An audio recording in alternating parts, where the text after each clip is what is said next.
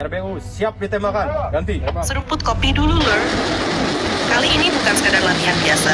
Ini simulasi tempur gabungan yang benar-benar nunjukin bagaimana Indonesia mulai mengarah ke perang modern. Serangan dari udara, laut, sampai bawah laut jalan bareng dalam satu skenario. Dibuka dari udara, jet tempur F-16 masuk dengan kecepatan tinggi, langsung ambil posisi serang. Begitu target terkunci, rudal dilepas dari udara menuju sasaran di laut. Ini jadi pembuka yang langsung kasih tekanan dari atas. Serangan udara kayak gini punya keunggulan kecepatan dan sudut yang sulit ditebak. Bikin target di bawah punya waktu reaksi yang sangat sempit. Belum sempat pulih dari serangan udara, dari permukaan laut kapal perang mulai bergerak. Rudal Exocet dilepas, meluncur rendah di atas permukaan air. Gaya terbang sea skimming ini bikin radar lawan sering kecolongan. Begitu mendekat, dampaknya langsung menghancurkan target. Nggak berhenti di situ, rudal C-705 juga ikut dimainkan.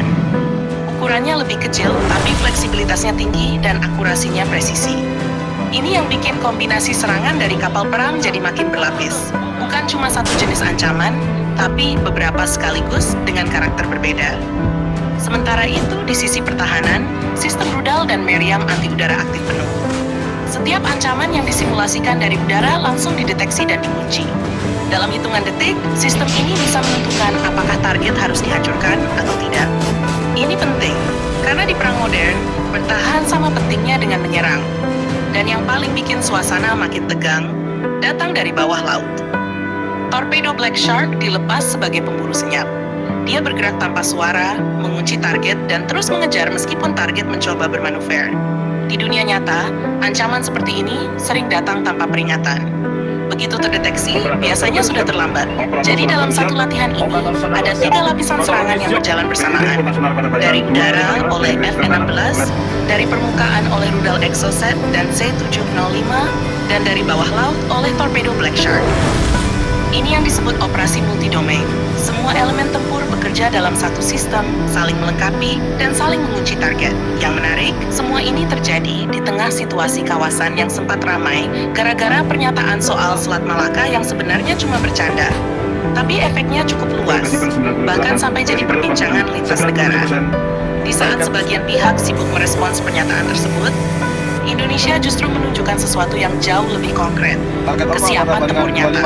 Ini bukan soal siapa yang paling banyak bicara, tapi siapa yang paling siap di lapangan. Latihan seperti ini juga bukan cuma pamer kekuatan.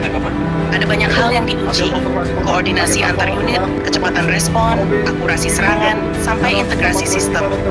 Semua itu jadi kunci dalam perang modern. Kalau semua elemen bisa bekerja sinkron, dampaknya besar.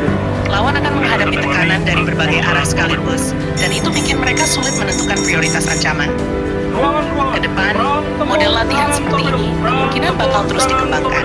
Bukan cuma melibatkan lebih banyak alutsista, tapi juga teknologi baru seperti drone, sistem tanpa awak, dan integrasi digital yang lebih canggih. Karena arah perang sekarang jelas, bukan lagi soal jumlah semata, tapi soal kecepatan, akurasi, dan koordinasi. Dan dari apa yang terlihat, Indonesia mulai bergerak ke arah itu. Jadi kalau dilihat dari keseluruhan, ini bukan sekadar latihan, tapi gambaran nyata bagaimana kekuatan tempur Indonesia sedang dibentuk.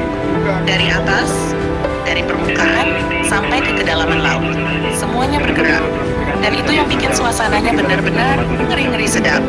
Jangan lupa subscribe, like, dan komen di bawah sambil ngopi. 5, 4, 3, 2, 1,